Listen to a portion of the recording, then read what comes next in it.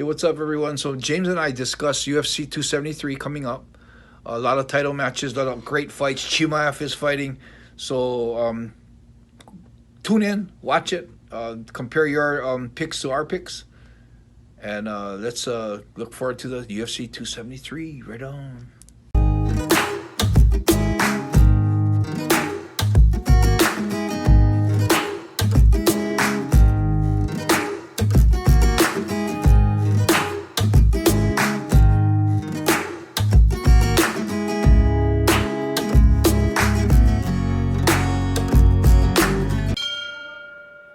What's up, everybody, and welcome back to the Yamatodamashii podcast. Enson, it's been a while since we've, previewed or reviewed any UFC cards, and there's a big one coming up this weekend. It's UFC 273. It's the big Volkanovski versus Chan Sung Jung fight. There's also the Peter Yan, Aljamain Sterling rematch, and Chimaev in a big fight against Gilbert Burns. So we're going to cover off, do a bit of a preview, see what you think about some of those fights. Get maybe even a prediction or two as well. See where where you'd put your money. But yeah, overall thoughts on the card. What do you think? Do you like the sound of it? Yeah, actually when I was reading down the fights that they had, it was like, ooh, good fight. Ooh, good fight. Ooh, I want to see that one. Ooh, I want to see that one. It's like, I think there's a lot of those fights that actually could be a main event. Yeah, you got three definitely. Or four main events on the undercard, so that's pretty exciting. It's definitely a fight for, I think, a fight card for like the hardcore fans as well, right? You know, the people that sort of stuck with some of those fight nights and seen some of the prospects and then see it sort of pay off. There's none of the shit talkers, as much. Although the Peter Yan and Aljamain is very personal, but I think this it's quite nice to have a card like this where it's sort of stacked full of talent. So it's always good when UFC does that. Anyway, so let's kick it off with the main event. Let's go straight into it. Alexander Volkanovski versus Chan Sung Jung. Chan Sung Jung is replacing Max Holloway after that was the fight that was booked. It was cancelled. Max got injured. How do you see this fight playing out? Well, I don't think that. I think Korean Zombie is a last minute replacement. As you know, a lot of times a last minute replacement isn't someone that would actually be a big threat for the title, but it's more someone that could actually fill. I think Korean Zombie is super good, but I don't think he's at the level of Volkanovski. I think I would have loved to see Max have another shot and see what happens, but I think the level is a little bit different.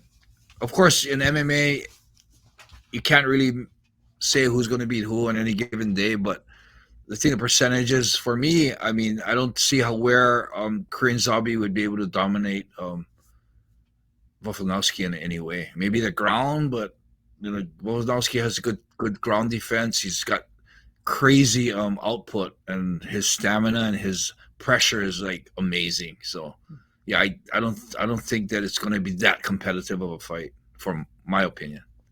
What do you think? It's a hard one, man. He's a zombie, right? So it's like you can never. You just might, I think it will probably go decision, and I think Volkanovski will probably take it, but I don't know. Like, Chan Sung Jung looked really good in his last fight against Calvin Kattar. He did. Yeah, Kattar's good too. Yeah. So he's elite level. Because you think Kattar just beat Giga Chikadze, the Georgian kickboxer. Yeah. So it's kind of like that showed how good he was. So it could go either way, but Volkanovski looks so good, man. It's like, we a while back we did the show on Arlovski and Ortega, right? Which loved that fight. That was a great fight. But Volkanovski just looked like, I don't know. He looked quite unstoppable as the champion, if I'm honest. Yeah, he's a strong champion. I think he's a level above most of the fighters in the division. I think there's still quite a few interesting matches out there, though. I think there's still, one of the things I was going to ask you was, if I said going maybe 2023, fast forward a year, do you think Volkanovski's still the champion, or do you think someone else might be? And I'm gonna, before you answer, I'm gonna list off a few names. So you've got Holloway, obviously. We've got Calvin Cater, who we just mentioned. We've got Giga, we just mentioned. We've got Ortega. We've got Rodriguez. And then you've got like Bryce Mitchell coming up. You've got Arnold Allen. If you watched UFC London, really good against Dan Hooker. What do you think? 2023? Is it still Volkanovski's year? Yeah, I think it's still Volkanovski's year. I can't see anyone beating him yet. Yeah. If anything, Cater looks really promising. Yeah. Yeah. So he can like what's the word? What's the best way of saying this? He can like take the blows, right? He's got a chin, and I feel like and he's real composed and real methodical. So I think it's he's going to get way better from now. So it's I don't know if a year is enough time for him, but that's why my guess would be I think Volkanovski will still be on top. I don't know how long Holloway's out for, because that's obviously the could be the spanner in the work. Yeah, given how the last fights went, but I think they've booked Ortega and Rodriguez. I think that's booked, so that could be a really good fight and could determine. That is an interesting fight too. Yeah. So it'll be interesting to see if Rodriguez gets that win, because obviously he had that great fight with Max as well last year. There was a lot of good fights in the featherweight division last year. Yeah. Big fight. Moving down the card, we've got the infamous rematch between Peter Yan and Aljamain Sterling. Before maybe you give your prediction, thoughts on the first fight? I didn't like the way it ended. I didn't like that Peter Yan was so careless to actually throw a knee in that situation.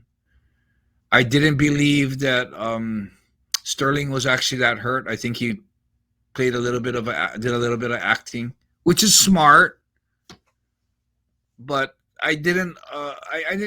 In a way, it's kind of like I wouldn't have done it, but I can see why people would do it. He did get illegally hit. He doesn't know for himself if he's 100%. So why would you put yourself back into the fight when you're not? You might not be 100%. You're at a disadvantage because of an illegal shot. So I can see the mindset behind that. But what really I didn't like was how he acted after, calling himself the champ. The way he played, it was hard. It put a bad taste in my mouth because of the differences he was acting and how he acted before. Before he walked out of the ring and after he walked out. Like he went through that motion of leaving the belt in the ring. But after that, taking pictures with the belt around his shoulder, it was pretty talking about how he's a champ, for me, if it was a sincere gesture about leaving the belt in the ring, I wouldn't probably take any pictures with the belt. I wouldn't carry the belt around. I'd almost want to just put it in my closet and just feel like I don't deserve it yet. Because it was an illegal shot. He did deserve it in a way that he took the illegal shot. But yeah, my specification also is the knee wasn't that bad. And I've seen fighters take a lot worse knees that fought through it, Fucking every rising show is a knee like that. Yeah, but Sterling was after about 10 minutes into the whole thing was still kind of like couldn't sit up and playing that role, shaky role. I can't really make a judgment on that because maybe it didn't hurt him that much.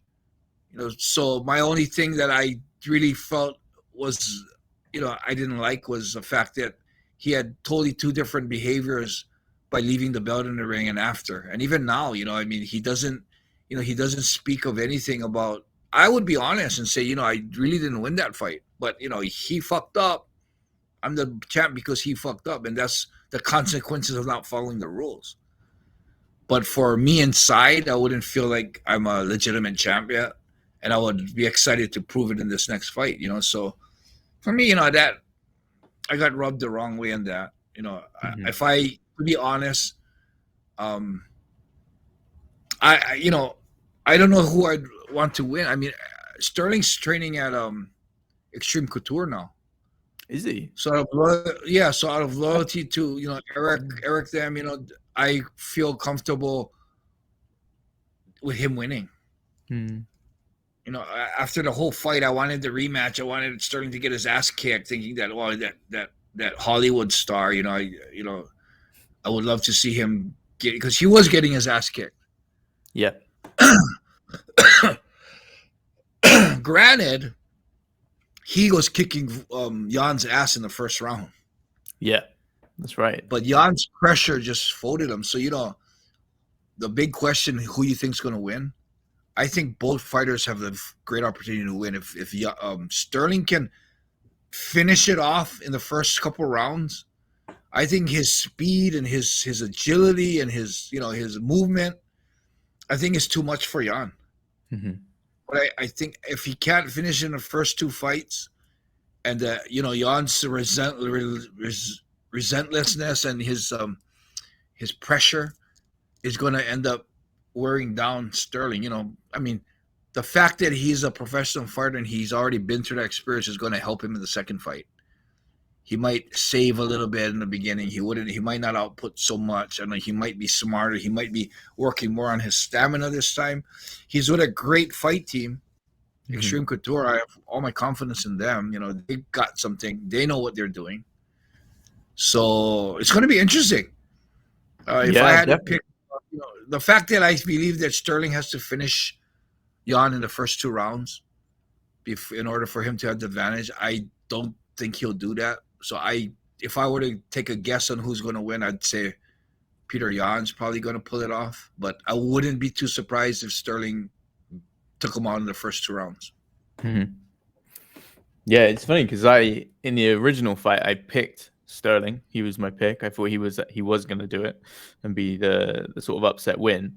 But also, I totally get where you're coming from, where I was kind of surprised by his actions as well. It was super. I was, a good fan of his, and then not that I'm not a fan of his anymore, but it was a bit weird. Like, it was almost like people wanted him to. He got so much sort of controversy with this whole like fake champion thing, and he kind of just like played up to it a bit, kind of like a Henry Cejudo kind of, sort of vibe. Yeah. Which and you know what too that I didn't like. I just felt like he was trying to push the fact to show that he was hurt. Yeah, he didn't need to make like he's wobbly. He could just say, "Man, I don't feel right." Yeah.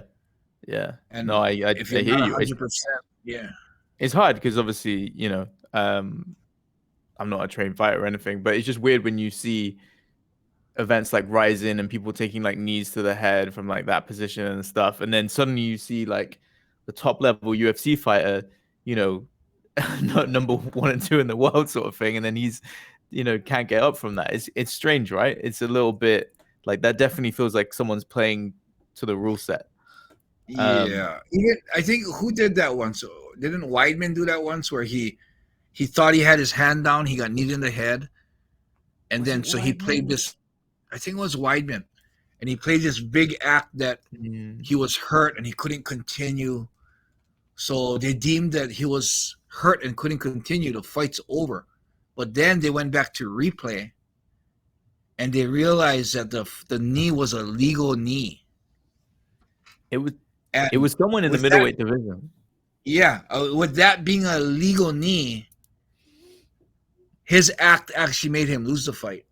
And I'm sure if he knew that he wasn't gonna, he was gonna lose the fight if he did that, he would have probably pretended like he was okay. I remember. I think I want to say it was Weidman because it was kind of surprising because Weidman doesn't do that kind of stuff. Yeah. So for me, it was kind of it caught me off guard. Like, oh fuck, Weidman. Oh, that's so disappointing. I think it was him. I know the fight you mean, but I can't think. I mean, if anyone knows, let us know in the comments, right? Because it's gonna rack my brain. Yeah. So I think the most surprising thing is the fact that I didn't realize the rule was that they could get the championship. I thought we would just go down as a no contest, maybe do a rematch or something like that. I was like, wow, they were awarding the belt to him. Like they could have, I don't know, but I think that was a big controversy. That people were saying that he Peter Yan loses the fight, of course, or no contest, or it could be like a loss on Peter Yan's record, but the title can't exchange hands. So that I agree with that. He can't get the. I wouldn't want the title like that. Nah. Just sort of takes away, Yeah. especially how hard he worked, right? And then to have that as like the crowning moment. So if he wins and he beats Jan, then I think that's great because he'll actually like he'll deserve that belt. So really excited to see that fight. I'm probably picking Jan as well. I'm doing a 180 after I picked Sterling last time, but only based on Jan's performance against Corey Sandhagen, because that fight, if you remember that fight, everyone was like, anyone that saw that fight was probably like, I do not want to fight that guy because the just pressure they put. And Sandhagen looks so good as well. It was like, oh my God, like new levels in MMA sometimes. Unreal, yeah. But yeah, no, that's definitely gonna be an exciting fight. It's interesting that you say that he was up at Xtreme Couture because he's always historically been like a Matt Sera and a Ray Longo guy, right? So is he move camps or is he doing both? I don't know. I don't know. He was there when I was there. Yeah. Oh, crazy. Yeah. Maybe it's just he's in town, get some extra. I mean, yeah. The Xtreme Couture, they're so cool about that. They'll have other guys from other camps come in and just work a week or two. And I believe the coaches there are all about the sport. They're trying to help the sport. So they're not like, oh, you're on the other side. We're not teaching you shit. You come in, they welcome you with open arms. I mean, it's an awesome environment there. I mean. When I was sitting this last week watching, the training there, especially the Wednesday wrestling class, how of a grind it was. I was watching that thinking, man, how I would have loved to have something like this to come to when I was in my peak of my career, man. That would have improved my game so much. I would have had so much experience. I was kind of like, oh man, it's one of those things that is like, damn, I wish I had this when I was fighting, Yeah, I can see that, man. It's completely different. MMA is such a different world now, right? It's just the fighters that are coming in are so fine-tuned. It's like, if you're a fan of the sport and watched it, even like if you watched it like 10, 15 years ago, you can just see the difference in some of the guys coming up and where they're coming from as well, like all the different corners of the world. So, yeah. Which is quite a nice segue to the hottest prospect probably in the MMA scene right now, Mr. Khamzat Chimaev, who faces Gilbert Burns, which is probably the fight I've been looking forward to most this year, I think. Just because, I don't know if you've heard this, right, but Gilbert Burns' attitude to this fight is awesome. It's something you hear like now and again, but what he said was kind of that he's willing to fight anyone. And Chimaev's a guy that's obviously, people are kind of like scared to fight. And he's willing to take that risk where he's ranked, like in the top 5. And Chimaev's like number 11 or something, not even in the top 10 just yet. So, but he's willing to take that risk. So I rate him for that a lot. I think Gilbert Burns is kind of like, if I'm going to be champion, I'll fight anyone. So how do you see that fight going, though? That's a tough one, cool. I think... I don't know because we don't really know how good Chimaev is. From what I hear from the other fighters that are working with him, I think Darren Till is working with him. He went to Xtreme Couture recently as well, right? Yeah, he was actually there, but not when I went. He wasn't there, but yeah, he was actually training there too.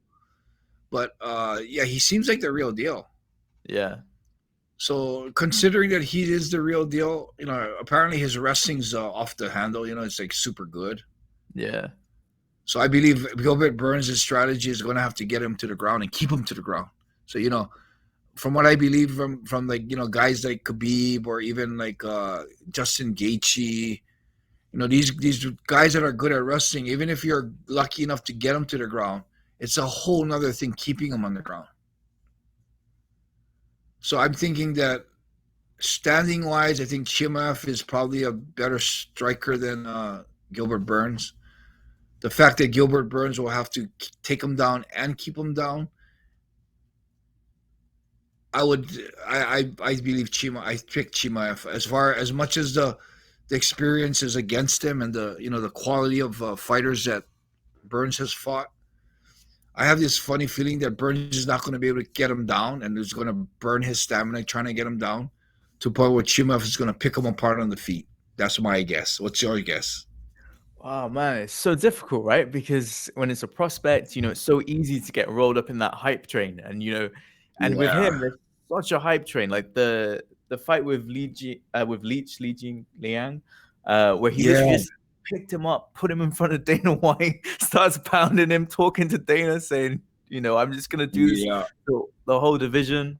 And he's a big guy as well, right? He was fighting at yeah. 185. He can mix and match weight classes. Um,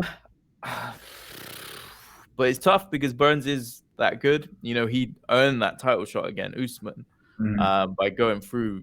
Welterweight is such a division where it's filled with killers. There's no easy fight. But if I'm gonna stay on the hype train, I'm gonna pick Chimaev as well. I think. Oh, we got all the same picks, huh? I know. I want to be different, but how can I pick against someone that impressive? But you never know. I mean, he's got more fame now, which is always a big thing, right? Where does the fame does it affect him in any way? He's got Darren Till in his corner. Maybe that will affect him. I don't know. Maybe, huh? Who knows? I'm sure Darren Till. Hopefully they rub off each other, right? And I'd like Yeah. to see Darren Till get back on the winning streak as well. To be fair, but yeah, I don't know. I think I'd have to pick Chimaev just because he seems like a bit of a unicorn. These type of fighters don't come along once and very often. But that being said, I think there's so many people in the welterweight division, right, where the future of the welterweight division is so exciting. We've had kind of like the Colbys get their title shot, the Masvidals, and that sort of thing. I think now we're finally getting to the next guys coming in, and you've got Yeah, Chimaev, yeah. and Burnt. So if Chimaev gets that win, I hope that he gets a title fight. One of the guys I wanted to mention, I don't know if you've seen him, the guy from Kazakhstan, Rakhmonov. I think he's 15-0. Every fight is a finish. Similar Oh, sort of wow. hype. Yeah, so I'm excited to see how he goes. There's Ian Gary as well from my side of the world, who's on this card in the welterweight division. So I mean, there's been a lot of talk about Usman's next opponent being Leon Edwards. If Chimaev does another Chimaev and looks pretty impressive, would you do Chimaev versus Usman, or would you do Usman versus Leon Edwards? I think for the money, it would be Chimaev and Usman. Yeah. That would be the right off the Burns win. That would be a huge pay-per-view. And I know Dana loves his pay-per-views. Yeah. And I shouldn't agree with you because obviously Leon, London, from the UK. He's not London, he's Birmingham, I think. But